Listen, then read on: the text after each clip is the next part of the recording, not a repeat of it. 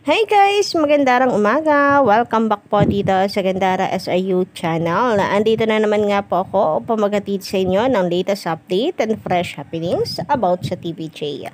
Mga balita na may kinalaman sa Itbulaga at sa loob at labas ng showbiz.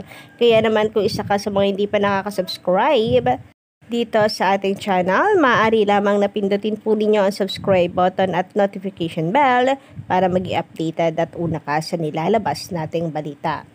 Samantala, isa nga po sa ating pag-uusapan ay patungkol nga po dito sa magiging guesting po ng Don Bell ngayong araw po sa Itbulaga Therapy.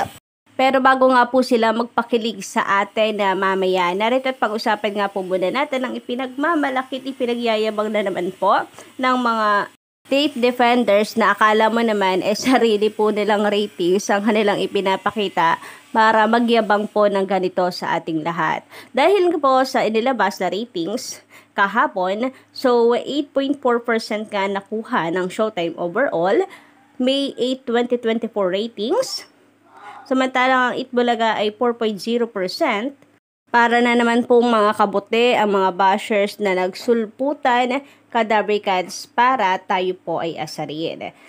Pero ayon po dito sa ating commentor o reaksyon ng ating mga commentors hinggil dito sa pagyayabang ng kabila, kaya lang tumaas ang ratings ng Showtime sa GMA dahil yung ibang viewers nakaabang na sa abot kamay na pangarap. Mula to sa komento pala ni Moril J. Manansala, magandang umaga sa iyo. Yung GTV, A2Z at Kapamilya Channel, hindi naman nagbago ang ratings, mababa pa rin. So, naalala ko ganito po yung nangyayari sa tahanang pinakamasaya. Yung pinagmamalaki po ng mga tape defenders, na unti-unti daw tumataas na ang kanilang live viewers, umaabot na daw ng 24,000, 50,000, pero last minute na pala ng tahanang pinakamasaya yung kinakount nila na yon. Dahil dumadagsa po ito sa last minute dahil po sa mga nag-aabang ng abot kamay na pangarap. And may impact nga din po yun kadabrikad sa ratings, lalo na hindi lang naman po sa online may mga nag-aabang. Sa television, nag-aabang na po ang mga viewers. So, counted din po yan sa kanilang ratings. So, ito po ang sabi ng isa po nating commentor. Nasa 5% ratings na nakukuha po ng Showtime sa GMA 7, hindi lahat ng yon ay nanonood sa Showtime. Meron pong dagdag from abot kamay viewers. Sa Mendala, pag-usapan naman po natin mga kadarwikans ang tungkol po sa sponsors ng Itbulaga na ayon nga po dito kay Miss Jo Malin Marabe, yung mga dati pong sponsors ng TVJ nagbabalikan na. Meaning, patuloy po ang suporta ng advertisers sa TVJ na enough reason kadabrikats para manatili po nakatayo at matatag ang Itbulaga. So, yung mga dati nilang sponsors, nagbabalikan na.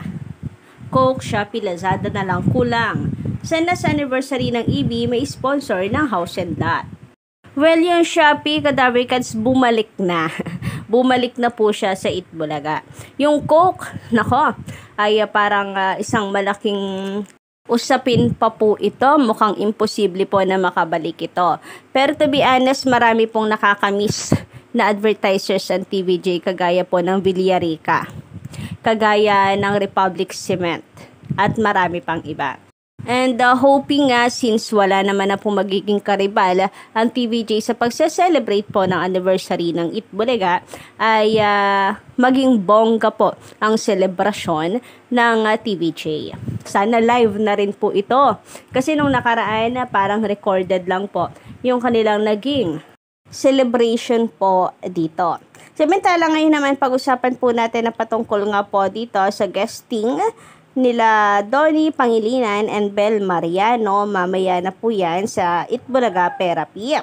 So kahapon pa nga lamang po ay marami nang excited. Ang dami ko na po nakitang mga tweets ng kanila pong mga fans sa X or dati pong Twitter. Mula nga po nang i-announce kahapon na Don Bell po ang maglalaro sa Therapy bukas ay nagdagsa na po ang mga tweets ng mga Don Bell fans. Kaya inaasahan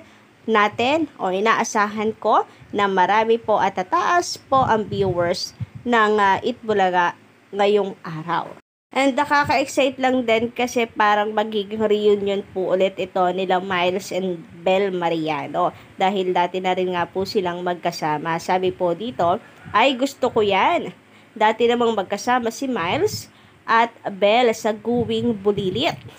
At feel ko like na-attach si Bel kasi pareho sila ng vibe. Parehong makulit. Feel ko, lahat ng Darwicans like ang Don Bell. Go ako dyan at Itbulaga TVJ, #Donnie Pangilinan and Bel Mariano. Kaya nga, no, dati pong magkasama si Miles and si Bella sa Guwing Bulilit. For sure, magkukulitan po ang dalawa at marami pong chika backstage. So, narito nga po ang ilan pa sa mga tweets na nagpapasalamat po ang mga fans ng Don Bell sa Itbulaga for having Donnie and Bel Mariano sa Itbulaga. And sabi naman dito ng iba, for sure, makakabawi na si Donnie dahil nung nakaraan ay wala nga po siya nakuha, no, kadabikan. So, mukhang makakabawi na si Donnie dahil yung lucky charm niya ay makakasama niya. So, ito po kadarbikans, ilan lamang po ito sa mga tweets sa pagkaka-excite po ng mga Don Bell fans kahapon. And for sure, mayayanig na naman po ang mundo ng kalaban at kung ano-ano na naman ang kanila pong sasabihin sa TVJ, sa Itbulaga. Kagaya na lamang po nang nabasa ko kahapon, hindi pa nga po nag-guest ang Don Bell ay meron na po agad silang sinasabi na kung saan dahil mag-guest si Bel Mariano, baka daw po maari na pa-absenten muna itong si Boss Joey or si JDL. Ang laki naman ng problema nito kay JDL, no? Ano kaya nagawa ni JDL sa kanya? Sabi dito, Don Bell sa Itbulaga, pero sana umabsent si Joey De Leon at that time. Alam na yan kung bakit. Ako, hindi ko alam kung ano pong problema mo kay JDL. Bakit kinakailangan umabsent ni JDL dahil lang sa mag-guest ang Don Bell? O, diba? Hindi pa man po nagsisimula. Eto na po sila. At nagkakalat na po. Samantala, dumako naman tayo sa komento ng ating mga Darwicans. Pag nawala na po ba ang Itbulaga, magiging masaya na ba sila? Mula kay Ruben Ramos, magandang umaga sa iyo. Yan po ba ang kaligayahan nila na mawala ang EB?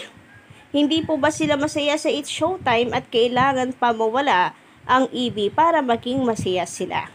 So ako, ang masasabi ko naman po dito na kaya lang po sila magiging masaya ay dahil wala na ang EB, or pag nawala ang EB, isa lang ang ibig sabihin yan. Threatened po sila sa Itbulaga. Hindi nila magawang magsaya ngayon dahil they know na makakabawi po ang Itbulaga. Diba? Kasi kung kontento naman po sila, magiging masaya po sila sa estado po ngayon ng Showtime. Pero siguro meron po silang takot sa sarili po nila na makabawi ang EB, kaya mag-e-enjoy, magsasaya lamang po sila kapag nawala ang Itbulaga. Naku, kawawa naman po sila. Araw-araw na lamang pong magiging malungkot dahil hindi po mawawala ang Itbulaga at yan po ang bagay na hindi natin pahihintulutan. Sabi naman ni Miss Jo Malin Marabe, laging sinasabi ng TVJ, hindi na mahalaga sa kanila ang ratings dahil gusto nila na patuloy silang makapagbigay ng tulong at saya. Saka kung ayaw nyo sa Itbulaga, edi wag kayong manood. Wala namang problema doon. Saka bakit nyo pinapatigil ang TVJ? Ikaw ba or kayo ba ay nagpapasahod sa kanila? Kaya sa mga bashers, kung hindi maganda ang lalabas sa bibig nyo, manahimik na lang kayo. Parang sila po yung kinukunan ng pera ng TVJ at problemado po sila sa buhay po nila. Problemado po sila sa Itbulaga at gustong patigilin ang TVJ. Wala naman po tayo nakikitang reasons para tumigil ang TVJ. And tama po kayo. Kung ayaw po nila sa EB, wag, wala naman pong namimilit. And hindi rin naman natin sila gusto. Di ba? Bakit? Gusto rin ba kayo ng Itbulaga? Charis! So hanggang dito lang po muna ang ating update guys. Medyo maingay na po talaga sa ating paligid. So pagpasensyahan nyo na po. Pa-comment na lang po sa baba ng inyo po mga comment at opinion. And don't forget to click the subscribe button at notification bell for more updates.